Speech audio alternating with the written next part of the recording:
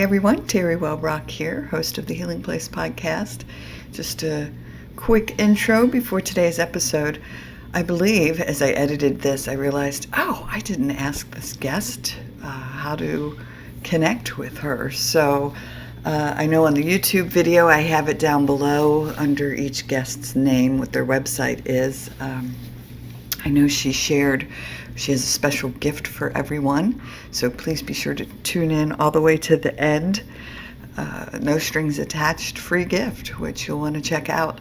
So she did leave or talk about the link to that, but the way to connect with her is You2 Shine, and it's YU, the number 2, SHINE, so You2 Shine. So just a beautiful, wow, one of those powerful, everything she was coming out of her mouth was just resonating with my heart and soul, and I could feel my heart expanding and just really resonate with this beautiful, beautiful message and the work that she's doing in the world. Incredible light and love. So, all right. Thanks for being here. Thanks for supporting the show.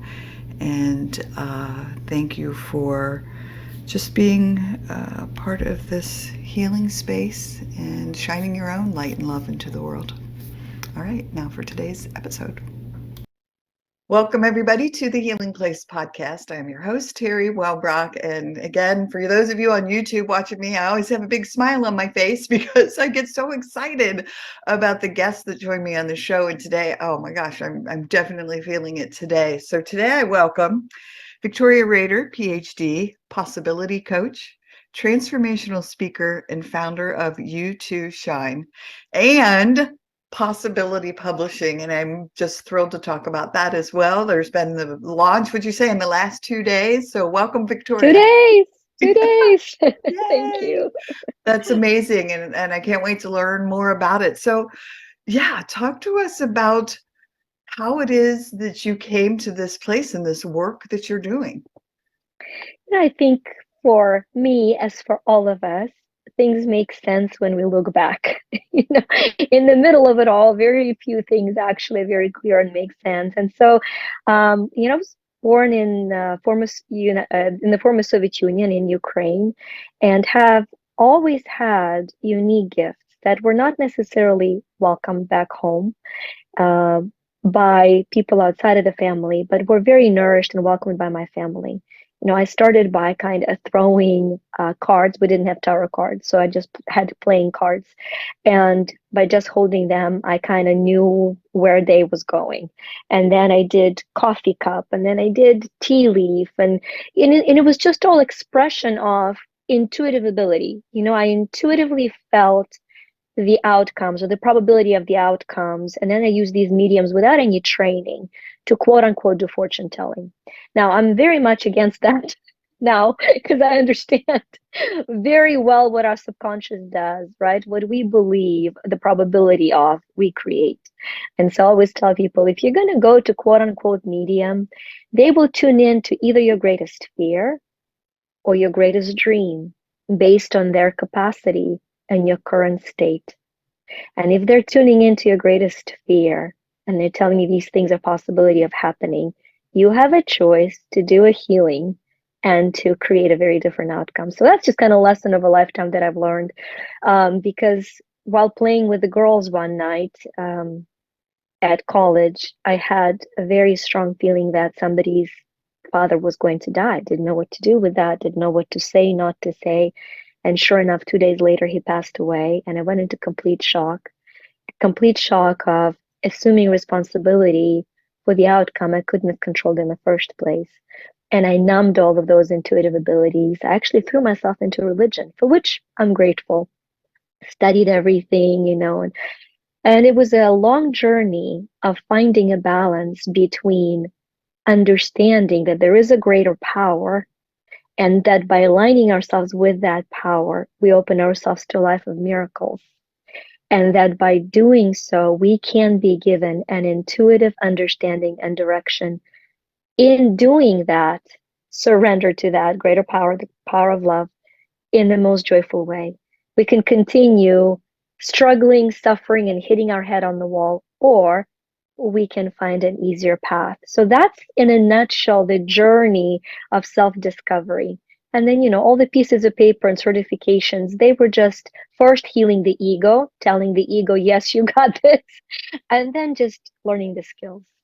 Yes. Oh my gosh, you're speaking to my soul on so many levels on that. And just that surrendering to the higher power and just allowing that flow to happen, which is what I feel. But you brought up the word love, and I told you before I hit record, one of the favorite things that I saw on your website was, we are most empowered when we surrender to love. And boy, is that true. I've said it on this show often, but again, that surrendering part of it.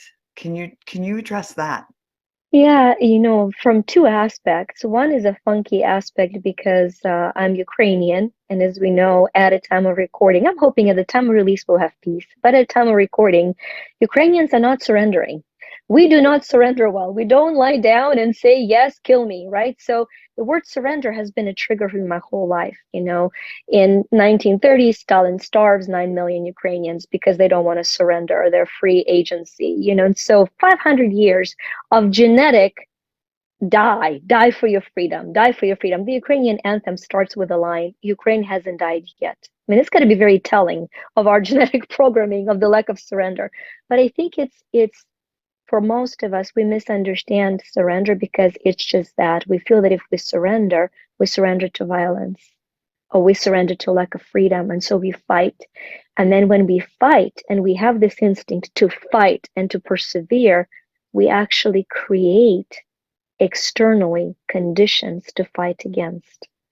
And for me, it was a gorgeous insight. I was in my sacred place in my temple, and I was really talking to great power and, God, greater world designer. And I was saying, I have an issue with this, all right? I have a real issue with the whole surrender thing. Couldn't we pick a better term, like surrender to God's will? I mean, that's just triggering me all over my body, I'm like sitting there thinking, I'm trying here, I'm trying. And I felt this very subtle feeling, a voice. I call it a still small voice that said, I was sitting on the bench and it guided me, lift up your feet. I said, okay, that's weird. There are people around me, but I'm lifting my feet off the bench. And then the understanding came very peacefully and very powerfully. You're now surrendering your weight to the bench. The bench is fully supporting your weight. Your freedom is not taken away. You're simply no longer responsible for carrying and supporting full weight. Now, I could understand that kind of surrender. And so it is surrendering the burdens, surrendering our lack of capacity to carry those burdens into the light of great creator to be fully supported. And that's when it came in. All I'm asking you is to surrender to love so fully and completely that on those days when you no longer can walk, you're carried. And that was the moment of surrender for me. That was the moment Goodness. of complete surrender. Yeah. You see the tears? Did you see my face going like, I mean, I literally felt something lift out of my heart. Like that was incredibly powerful, beautiful. Wow. Yeah, I'm kind of just sitting here a little stunned in silence, which normally doesn't happen to me because Well, but the word you said, Teri, you said powerful. And that's, as I said, that's that second aspect, right, of surrender. Because there's that surrender, but then you say, so how are we then empowered by it? And that second aspect for me, well, I want to first share the 3 stages of empowerment and why it meant, and then how I arrived at it, from my life. So I think for all of us, we have felt moments of powerlessness, complete powerlessness. It's part of human experience. I call it powerless me. And it's very important to know when we're powerless during even any given day. None of us are immune to those moments. And you're powerless when you feel life happens to you. So when something happens and you have the first instinct of that scared self inside, how could it happen to me? internalize. Now, I've shared with you, I just discovered Dr. Joe Vitale, so I'm so thrilled. I'll be quoting him so much because he's a new gorgeous input, pouring into my life. And he calls it victim mentality. I just call it powerless me, right? Powerless me, life happens to me. And all of us throughout the day will have those moments. And it's very important to be aware of that powerlessness happens so that we don't stay there. So then the second level, I call it power hungry me. And that's, you have a lot of, Tony Robbins is a great example of that, that says life doesn't happen to you, it happens for you. And I say, well, it kind of happens both. Once I feel something happen to me, powerless me, I can ask myself, in what way has it happened for me? And I can reclaim my power. So it's a process, it's not either or. I become power hungry. The only danger of that is if you don't stop that power hunger, you want more and more and more things to happen for you. You start feeding your ego. You see, in the beginning, the ego is very important. It has to take you out of powerlessness. It's an important shift. But if you get stuck there, you become an overachiever, an accomplisher, and you feel empty. Why? Because you continue to be hungry for more and more power. And that's that last step of saying, wait a minute, life doesn't happen to me or for me. How do I make a miracle of life happen through me? How do I become an instrument of life? And we become that by surrendering to being an instrument of divine love. Yeah. And then it's no longer external. It's not this happened to me. It's not this unfolded for me, which neither one is wrong. They're points of perspective, but you get to say, wow, this happened to me. And I learned these lessons, so it happened for me. How can I shift my reality through me? And that's when you're empowered. Oh, I love it. And I've shared this recently on the show, but I had a powerful experience in a meditative state taken to the Smoky Vale. And was given the message, you are both of the earth and of the light. And you are a prism of this light, which light and love to me. And so when I heard that, it was like, oh, that's it. And what you just said is exactly that, to be that vessel, that prism of that love. And when you reach that state, it is just a beautiful, just peaceful place to be, because you can look at the things that happen and say, what are the lessons to be learned in this? What, instead of that victim mentality. So thank you for your amazingly wonderful description of what I have experienced as well. So thank you for that. There's such a gorgeous alignment, Teri, because one of my earlier books was called Until You Shine, and it dealt with the universal laws of why we matter. And the phrase I used there is that we matter most when we surrender to light. When we surrender our matter to light. So that gorgeous experience you've had is a validation for it. And over the years, it developed into a very concise understanding of the word me. So when I said powerless me, for me, it's little m, little e. When I said power hungry me, it's big M, big E. But we're all shooting for empowered me, which for me is little m, big E. And that's how I brand all of our products. And the reason why is because when I say I am me, it's a reminder that there is a part of me that is little m, it's mortal matter that materially manifests. And there is a big E of me that is eternal energy that expands essentially, or that essentially expands. And so then you say, now I understand what surrender to love means, because love to me is life originating, vibrant emotion or energy in motion. So love and light are, love is just an expression of unfolding life. So now I say, okay, now I understand what I'm doing. Surrendering to love is surrendering my mortal to my eternal, surrendering my matter to my energy, surrendering my need to manifest to my appreciation for expansion, and surrendering my material to essential. And that reshifts in my reality when I say I am me. I remember that I'm not either or, I am both. And I am both so that I can appreciate the great light that I am. while it is in this physical form. Right? People say, we're not this body. I'm like, oh yeah, we are. Here it is. We're not only this body, but we're to love this, as you said, gorgeously beautiful prism of light of who we are. Yes. Well, now you have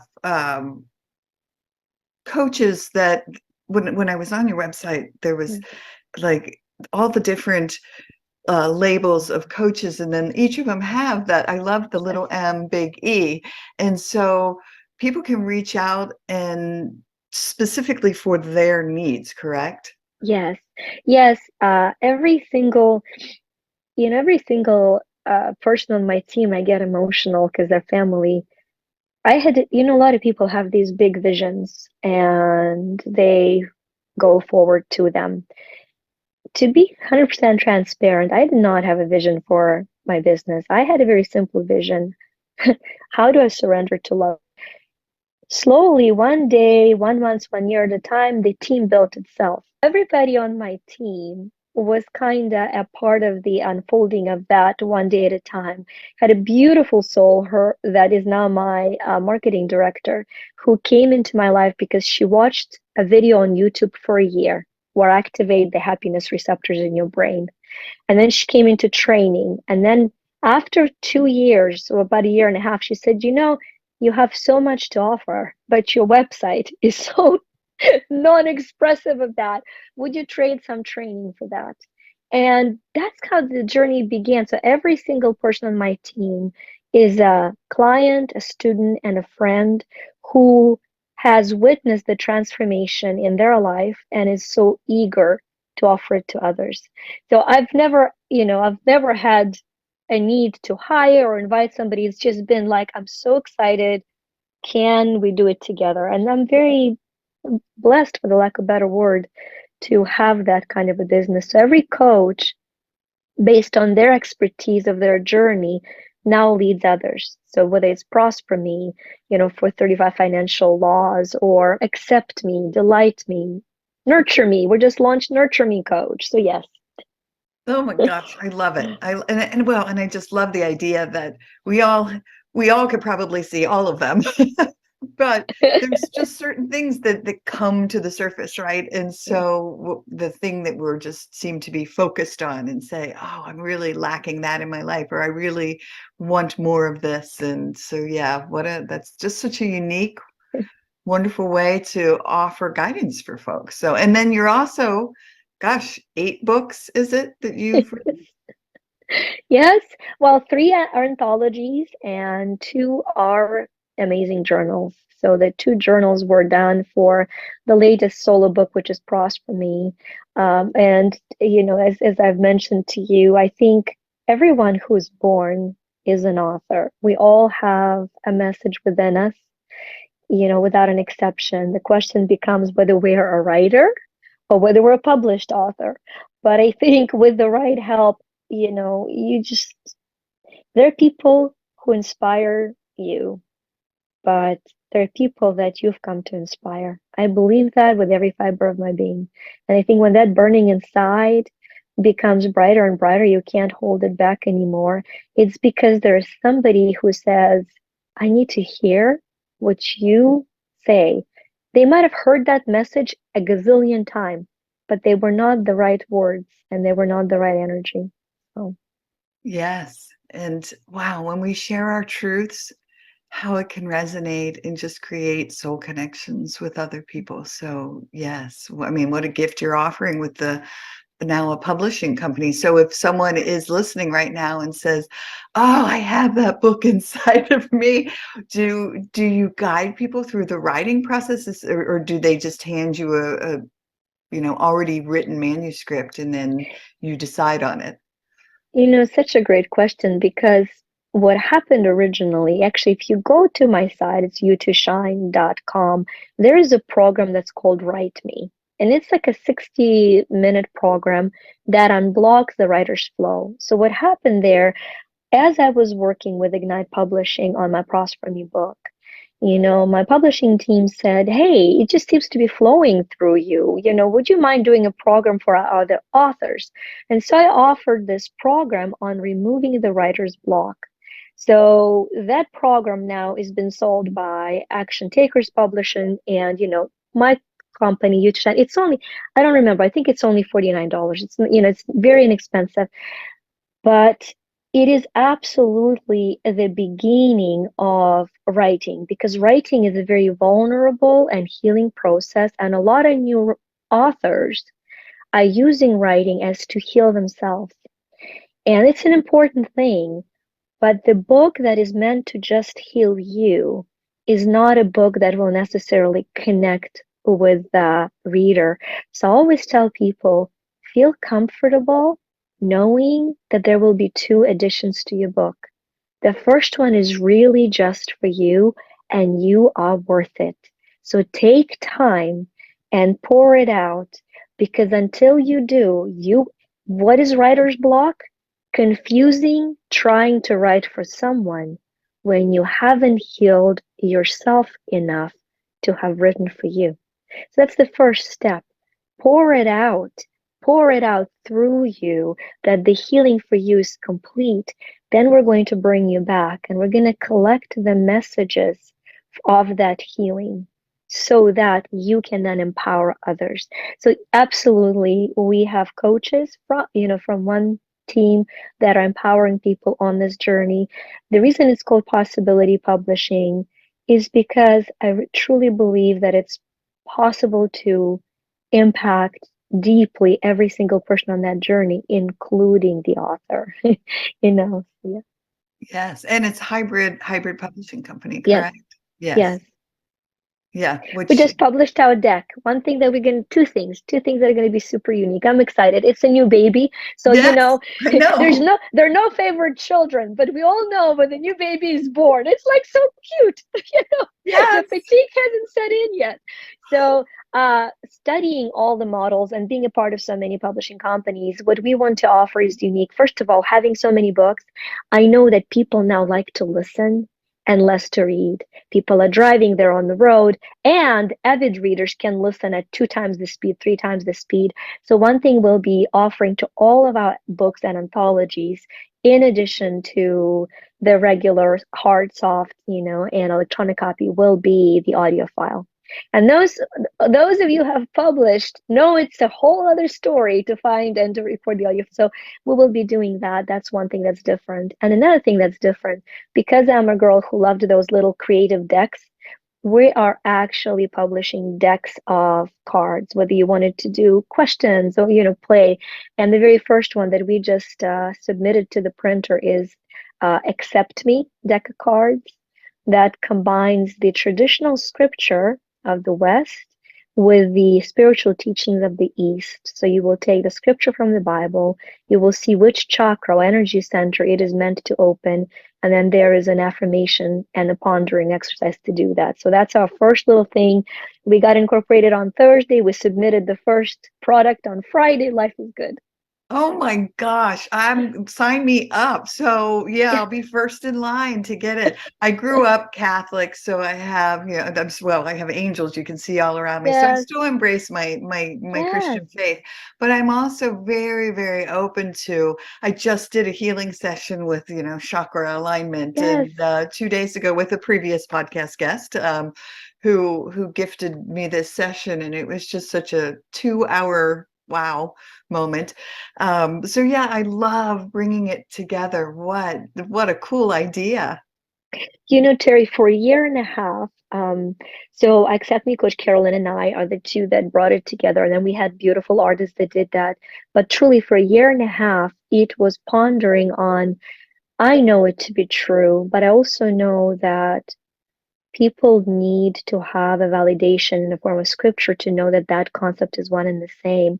And so it was probably about a month and a half ago that in the Old Testament, in the original Jewish Torah, and in the Bible in the Old Testament, in Ezekiel, there was a gorgeous verse that where prophet Ezekiel is exposed to the glory of God, and he describes it as a bow in the rainy light sky. So he describes it as a rainbow, which is actually they say that which is the seven light colors. So when we talk of quote unquote glory, of God, that great overall designer. We're talking of 7 frequencies of light that each create, open, and empower 7 energy centers. So the truth is the truth is the truth. I believe that, quote unquote, if we're not one, we're not gods. And I see so much misunderstanding, fear, and criticism, either from New Age towards Christianity or judgment from Christianity towards energy work. And one of the beautiful callings I feel I have in life is to heal the drift and just through surrender to love. And I say we might be using different words to describe the same concept. So let's just kind of live what we preach and love. Let's live what we preach and love. Oh, amen. Because when I was taken in a different meditation a few years ago to this place, the veil, and given a micro glimpse of what was beyond, for what I say lasted a millisecond yet an eternity, all in the same time, because there is no time. Um, all it was pure love and light. And so to me, like, I can't even give it human words because it was so beautiful. And so what you just said is so very true. If we can, yes, just do exactly what you just said. It's just, if we, again, that's surrender. I keep going back to that surrender in the power of that. It's just beautiful. So, well, I could sit and talk to you here for hours, but wanted to give you an opportunity to talk about anything that we haven't had a chance to talk about yet. I would like to mention the surrender to power, the little story, and then, and then just offer the gift I'm working on right now. I was, this story comes through me often. I was a 5-year-old girl when that happened, and I think it just gives itself to as an example to what we're doing. And I was looking for a hanger for my doll and figured it was the best thing to do to pull the metal pin out of my hair and plug it into the electrical socket of 240 amps. And so gratefully, I did not get electrocuted because the fuses blew. And I always say, and so did my grandpa, who ran in and he was, shouting on top of the lungs. But the resistance in the fuses is what saved my life. So resistance is very important for survival. And a lot of us misunderstand that and are in sheer survival because we are resisting the light and the power. What do I mean by that? To the house that I am in, anybody is in, there is the equal amount of power that is coming to each and every socket. We know it. 240 in Europe, 125 or whatever it is in the US, it doesn't matter. It's the equal amount of power that is coming into the house. Then we plug different devices. So the input is identical, but the output is very different. A little 15-watt light bulb is very dim, and a 100-watt light bulb is very bright. So what is the difference? The difference is the resistance. So the level of resistance inside dims the light that comes out. I just think it's a very poignant example because you, me, everybody who's, listening in, we all have access to the same power. None of us are quote unquote more special, more gifted, more talented.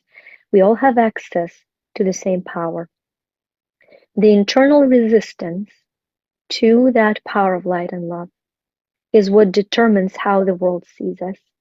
So if you see my light shining brighter, it's not because I fell on my head in a special, unique way that opened it up. It's because I daily choose to surrender resistance to the love and light that flows. That's the whole point. That's the process.